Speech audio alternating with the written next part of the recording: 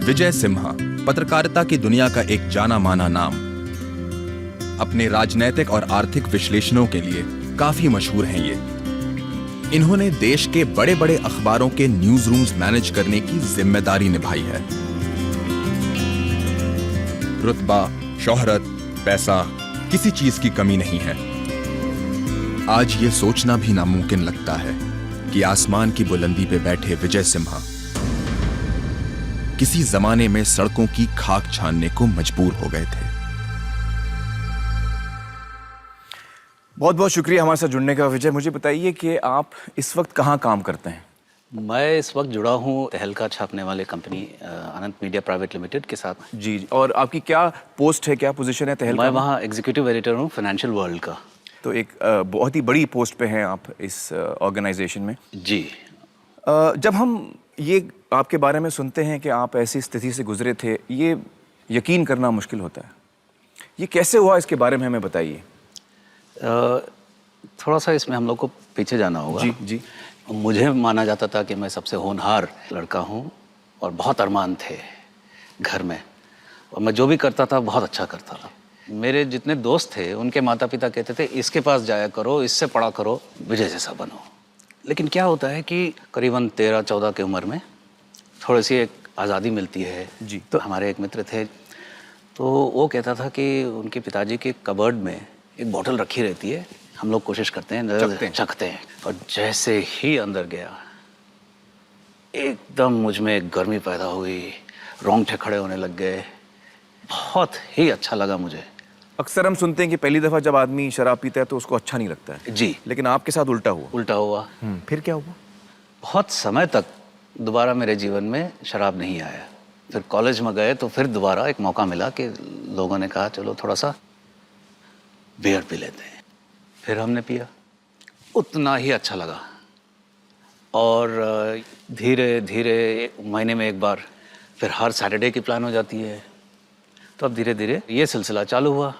फिर आदमी मेरा थोड़ा और घर से पैसे लेने लग गया था, क्योंकि घर में इतना सा डेली का कोटा मिलता था। तो फिर धीरे धीरे जब मैं मांगने लगता हूँ 10 रुपया और 20 रुपया, और थोड़ा सा शक पैदा होता है घर वालों में, लेकिन तब भी खतरा किसी को महसूस नहीं होता। और मैं कभी क्लास नहीं जाता था, क्योंकि तब तक मेरा पूरा दुनिया उलट पलट हो चुका था। आदतें बदल जाती है, आपकी भाषा बदल जाती है, और 3-4 बजे सुबह लौटना। तो घर वालों ने सोचा कि ये अब पूरी तरह से बिगड़ चुका है।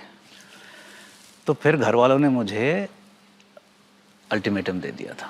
और फिर करना क्या था, दिल्ली आते ही एक तरफ काम, एक तरफ शराब। और दिल्ली में आप जाएंगे तो पत्रकार को एक शुरू में लोग प्रेस क्लब ले जाते हैं, और रुतबा और रौब जो है प्रेस क्लब का, वहाँ आदमी एकदम शहंशाह है। अब मेरा काम केवल अच्छा एक स्टोरी लिखना और सीधा प्रेस क्लब में जाना, क्योंकि प्रेस क्लब में तो मैं हीरो था। प्रेस क्लब में 10:30 बजे आखिरी ऑर्डर लेते हैं, तो आखिरी 1 घंटी बजती थी और सीधा मेरा ऑर्डर सबको पता था कि 6 लार्ज पैग इनके और रखने हैं। 6 लार्ज पैग और रखने हैं लास्ट ऑर्डर के बाद। और तब तक मैं ऑलरेडी मस्त 4-5-6 पैग तो ऑलरेडी पी चुका होता। लार्ज, जितना बड़ा मेरा स्टोरी करता था उतना ही मैं पीता था। आपका जो ये पीना बढ़ता गया, इससे आपके काम में असर नहीं पड़ा? 7:30 से पहले कभी नहीं गया दफ्तर बाद में। शाम के? हाँ, होश ही आता था करीब 2-3 बजे दोपहर में, और फिर सीधे गए, क्योंकि उतना ही टाइम चाहिए मुझे जितना स्टोरी लिखने में, बस। और फिर प्रेस क्लब में? सीधा प्रेस क्लब।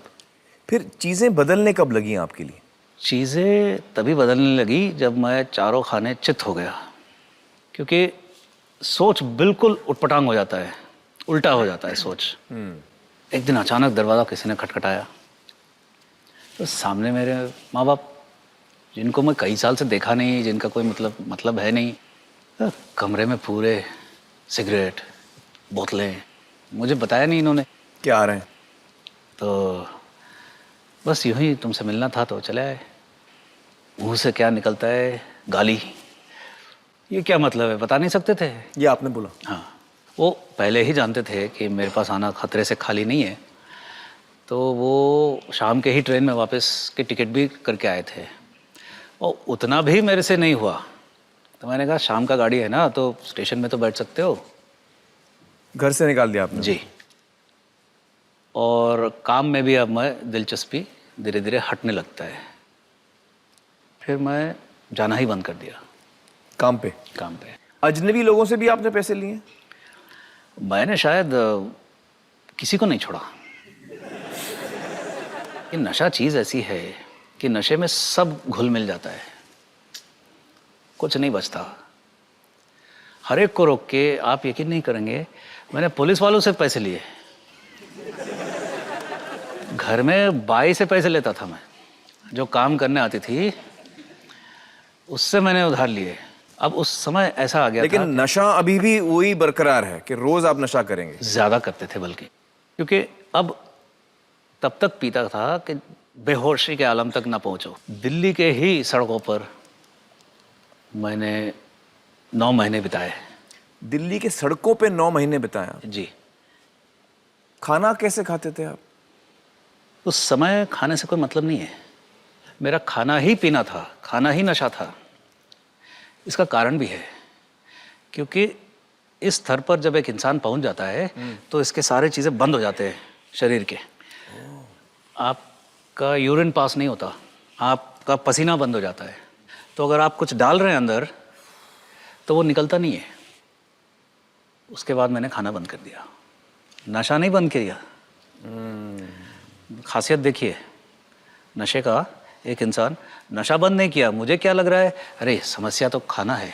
मतलब कहाँ आप एक दिग्गज पत्रकार जी और कहाँ आप सड़क पे पहुंच गए, ये शराब की वजह से, उसके नशे की वजह से। जी। तो अल्टीमेटली आप इसमें से निकले कैसे? मैं निकलने वाला थोड़ा ही था। मैं तो ये सोचता था कि जबरदस्त नशे में निकलो इस दुनिया से। तो आपने सोच लिया था कि अब मैं ऐसे ही मरूंगा, मुझे इसमें से निकलना नहीं? असंभव था उस समय। तो फिर क्या बचा, जो किडनी बेचने के धंधा करते थे। विचार आया, क्योंकि अच्छे विचार आते हैं नशेड़ी को, ऐसे ही विचार आते हैं। 1 लाख का सौदा भी करीब करीब मैंने कर लिया था, पूरा तैयार था मैं। अचानक मेरे मन में विचार आया कि भाई विजय, तू ऑपरेशन टेबल पे ही चल बसेगा। तो मैं रुक गया। अब पैसा नहीं मिल रहा, जान नहीं बचा, मरे जा रहा हूँ, नशा नहीं हो रहा। आखिर में एक ही व्यक्ति था पूरे दिल्ली में जिससे मैंने पैसे नहीं लिए थे। तो मैं वहाँ पहुँचा, वो दूर से ही समझ गया, काला सा एक इंसान आ रहा है, बदबू आ रहा है। तो उसने कहा कि विजय, मैं तुम्हें 10 रुपया भी नहीं दूंगा। फिर वो बड़े सारे फ़ोन करने लगा। पता लगा कि वो कहीं अपने दोस्तों को फ़ोन कर रहा है ये जानने के लिए कि एक नशा मुक्ति केंद्र कहाँ है जहाँ पे इसको रखा जा सकता है। भर्ती करवा दिया नशा मुक्ति केंद्र में। तो अब अगले सुबह से फिर पागलपन चालू, नशा चाहिए। एक दिन निकल गया, अब हर जगह से पानी निकल रहा है, शरीर जो जितना बंद हो गया वो खुल जाता है, पसीना ही पसीना, आँख में से पानी, नाक में से पानी, दस्त या जुलाब जिसको कहते हैं, डायरिया, जो महीनों से नहीं गया वो वहाँ से नहीं निकल रहा टॉयलेट से। हालत ख़राब। तब भी मेरे में अकल नहीं, तब भी मैं क्या कह रहा हूँ कि भागने की तरकीब सोच रहा हूँ, और वहाँ मेरे जैसे ही और लोग हैं पागल। प्रोग्राम होता है दिन भर का, तो क्लास चल रहा था, तो उस क्लास में मैं गया और यही सज्जन ले रहे थे और वो कुछ लिख रहे थे ब्लैक बोर्ड पे। और वो सारी चीज़ें बताने लगे कि इंसान, तुम्हारा कुछ नहीं बचा, तुम हार गए हो, तुम्हारा रिश्ते टूट गए हैं, तुम्हारा इज्जत गया है, तुम्हारा ये हुआ, इस दौर से गुजरे हो। अब मुझे लगा इस आदमी को मेरा कहानी कैसे मालूम करके, पहली बार जीवन में।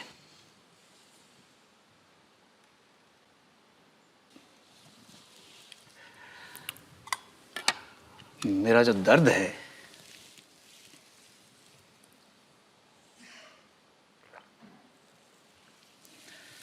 वो कोई समझ पा रहा था। वो क्लास खत्म हुआ, मैं भागे भागे उनके पास गया। अरे how do you know about me करके। तो ये सेड, मैं तेरे बारे में नहीं बता रहा था, मैं शराबियत के बारे में बता रहा था, ये नशे के जो बीमारी है मैं उसके बारे में बता रहा था। तो वो पल से, उस घड़ी से मैं दोबारा मुड़ के नहीं देखा।